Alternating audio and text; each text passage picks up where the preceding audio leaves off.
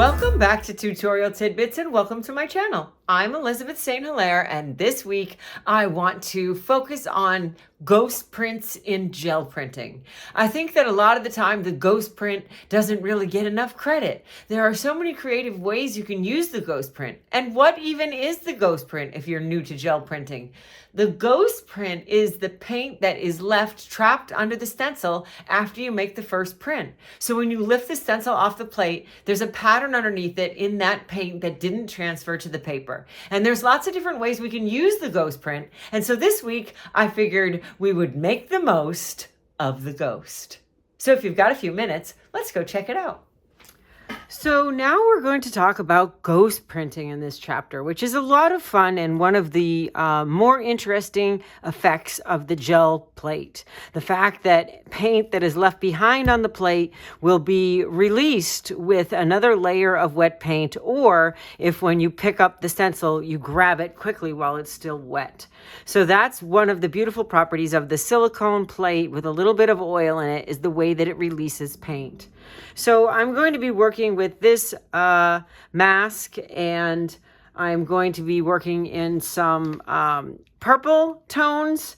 And for this lesson, I thought that I would work on some of my Joggles dictionary pages.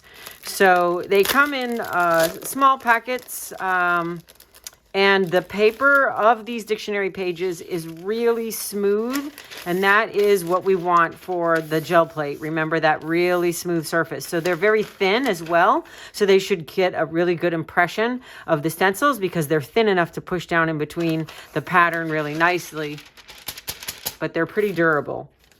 So I'm going to start with a light colored solid of ultramarine violet. I'm going to grab my cool brayer, because when I'm using something like dictionary pages or sheet music or book pages or maps, I want the text that's on that page to be part of my pattern. So I don't want to use colors that are too dark or too opaque that are going to block it out. I'm trying to build a layer upon this text. So let's see what we get here. Okay, that's lighter and better. And I'm going to get a couple more sheets.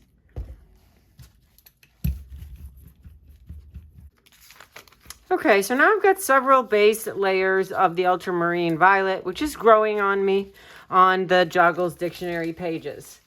So I'm going to create a ghost print with this mask, and I'm going to use a little bit of ultramarine blue mixed with the ultramarine violet, because this is a pretty dark color, the ultramarine blue. So I'm going to add some of my base layer color so it doesn't get too dark too fast. And I'm going to swirl that together and roll it out. So the first thing that I teach with ghost printing is just transferring the ghost print to a prepared light colored solid. So I'm going to have these ready. And I'm going to first print.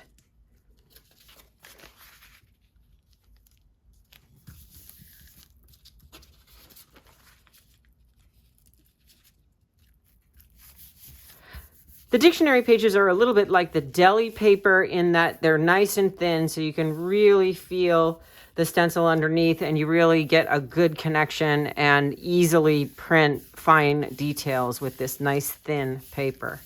Also, the smooth surface of it pulls most all of the paint from the plate. So here we've got the fern pattern. You can see it's pulling all the paint from the plate because of its smooth surface, and how fun is that on the purple? So it's purple on purple. And another one. So now there's paint that's trapped underneath this mylar that will stay wet for a decent amount of time because this is on top. Depending on how much paint we put underneath is going to determine how much paint is going to be left on the plate when I pull the mylar, because a certain amount of it will stick to the back of this. So if we don't have enough paint under there and a certain amount of it sticks to the back of the mask, we may be left with a very light ghost print. And that is often determined by the viscosity of the paint. How thick or thin the paint is can determine how much of it stays underneath the mask. And that, of course, is based on the pigment. So I've got my 2 light colored solids ready to transfer the ghost print to the prepared sheet. So I'm going to lift, I've got decent left over, and I'm going to quickly put these solids right over that paint while it's still wet, and I will transfer the ghost print to my prepared light colored solid.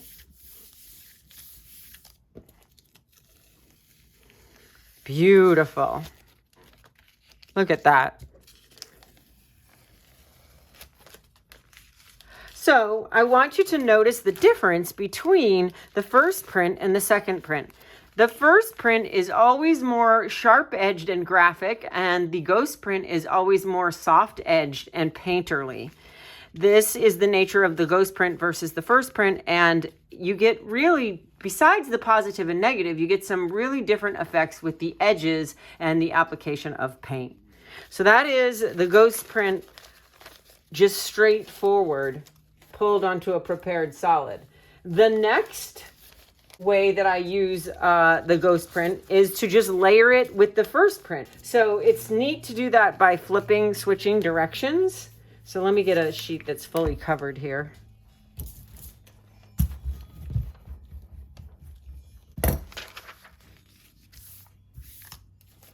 We'll get the edge of this one. And we'll stay in the same color combo for right now.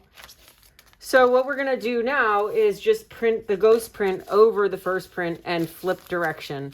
So again, I'm going to go a little darker by adding the base layer color, ultramarine violet, and a little bit of ultramarine blue. I'm going to stir that together, roll it out, and put the mask into the paint and print the first print.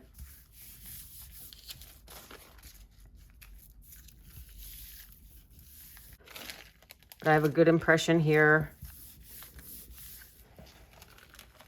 and there. When there's still a little paint left in the middle like that, I'll come back in with another sheet and see if I can get it, because that will affect the ghost print and how clear it is. So we don't want to have extra paint in the middle. So I'm just going to come in with a cleanup sheet and get that out.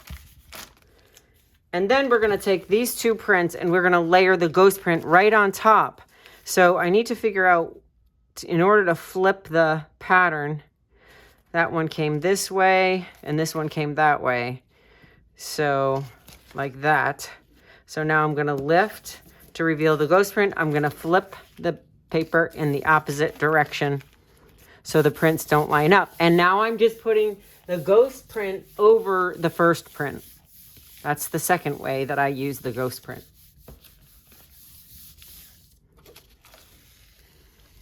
So you can see you get some really nice layering of the 2 patterns together, and you get some complex layering with the ghost print layered over the first print. That's really quite nice. I really, really like that. It's more complex and more interesting than the straight up print when you start to layer. Really nice. And that's basically one print. We printed it, lifted up the mask, and printed it again. The third way that I use a ghost print is I let it dry on the plate and then I transfer it with another layer of paint. I mentioned that when paint dries on the plate, when you put a moist layer over the top of anything that's dry, it releases the paint and that allows everything to be pulled. That's why we get the grunge from previous prints that show up in secondary prints, because the new moist paint is releasing the paint that has been sitting on the plate. So for this one, I'm going to use the ultramarine violet again as the base layer.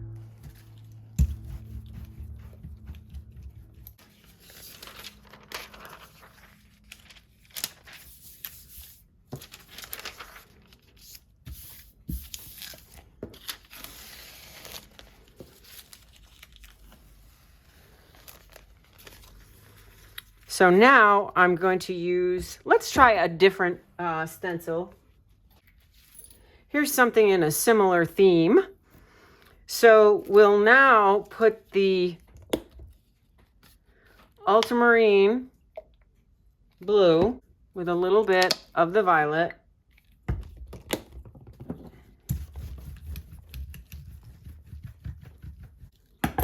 we need a little more paint on that.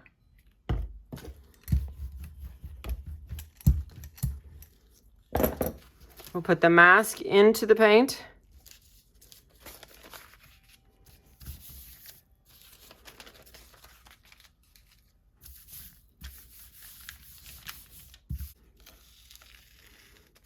And this has got some little openings in the leaves. We want to make sure that we get down in all those little spaces for this detail, the little line detail.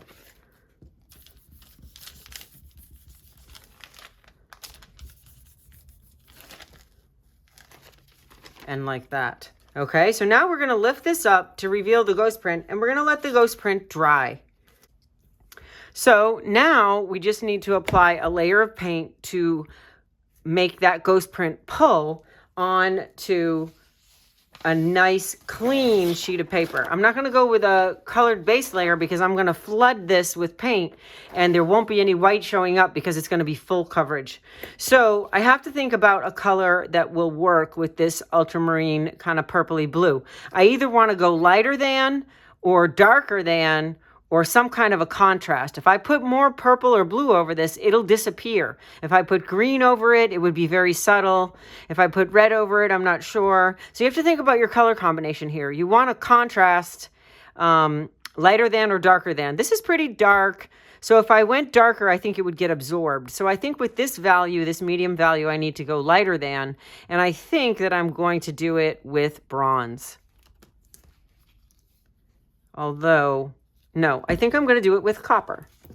I think the gold, warmer gold will look nice with the purple, but we shall see. So that's dry by now. We're going to put the copper right over the ghost print because the ghost print is dry.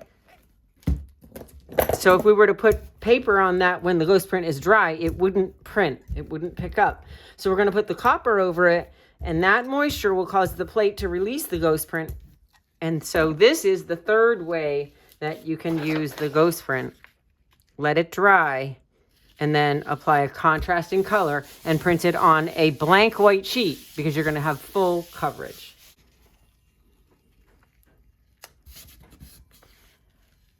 Beautiful. Look at that. So now we've pulled the purple ferns with the copper and we get the ghost print lifted by the second layer of paint.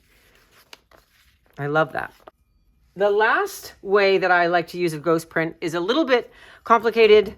Not really, slightly complicated because you have to use a little bit more paint on the bottom layer. Remember I mentioned that sometimes the paint sticks to the back of the stencil and you pull it up and there's not much left behind. So for this one, we're going to add a little bit more paint on the bottom layer with that in mind.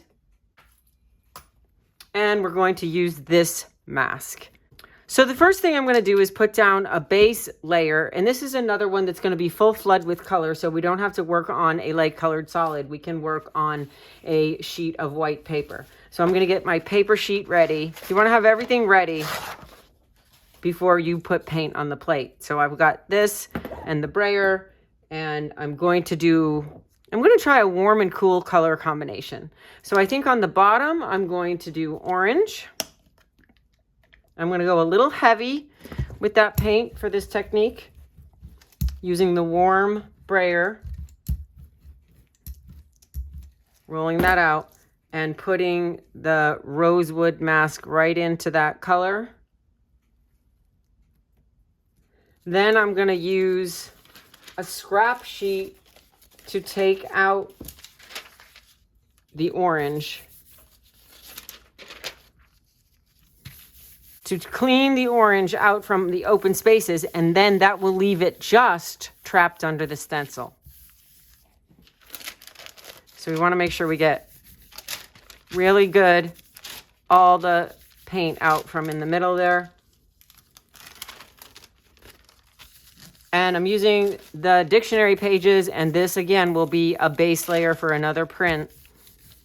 So I'm always cleaning up with something that I can see making into another print. And I want to make sure that I'm getting every bit of orange out from in the middle, because I'm thinking about putting a cool color over the top. And if I don't get all that orange out, it'll just blend together and become muddy. Okay, so then I'm going to take my cool color brayer and I'm going to put a cool color over this whole thing, which will apply the paint only in the open spaces. Obviously, it's not going to go under the stencil where the orange is trapped. You need to move a little quickly with this because the longer the stencil sits in the orange, the more it's going to dry and stick to the back. So let's come back over this with some chromium oxide green. We're going to put that right on top of the stencil. This is when you're going to want to have that warm soapy dish basin of water so you can throw this messy stencil right in there. So I'm rubbing the chromium oxide green with the brayer down into the open spaces, and then I'm going to remove the mask to reveal the ghost print and the next layer of paint together. And I'm going to put my blank sheet of rice paper smooth side down and pull the print. So you can see a little bit of the orange stuck to the plate and stuck to the back of the stencil, but it's kind of a neat effect. I really like that, actually. So that's where you have to use a little more paint and work a little quicker so that you can get all of it off. The other option is to work on a light colored solid. Then you don't have to worry about that. So let's try it again and work on our peach light colored solid. I'm going to do the Pyro Orange. I'm going to go a little heavy on that. But this time, working on a light colored solid, I won't get white showing through. So I won't have to worry so much about the paint on the back of the stencil drying. So here we go. It's still a little wet, so I'm going to make sure I put the orange side down again. This time I'm going to use a sheet of rice paper as my cleanup so it's a little quicker.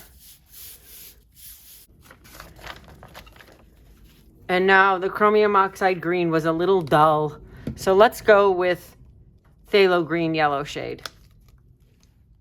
So it's still green, but it'll have a little more zip to it. And how about a little turquoise phthalo in that mix?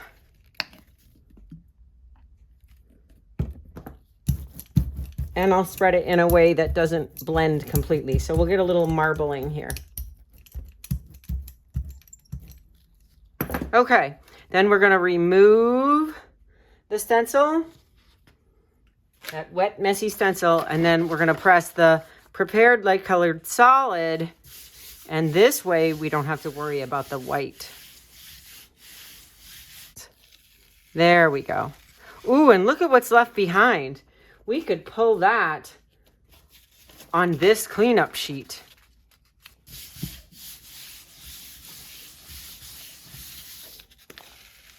That's interesting. Wow, that is vibrating and interesting. I'm just trying to clean the plate here with the cleanup sheet. So here we've got the second one, which was no white because I worked on the peach light colored solid, and the first one, which had the white showing through. So two different effects for the same, and I wanted to use a combo of warm and cool colors. Of course, you could use yellow and green or orange and yellow. You could stay warm. You could stay with colors next to each other on the color wheel. I just thought it would be fun to kind of jump across the color wheel and get some bright, vibrating opposite colors. So this is the ghost print with applied paint, and that is the fourth way that I use the ghost print.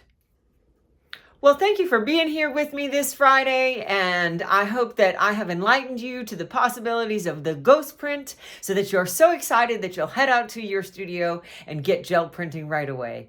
And I will see you back here next week.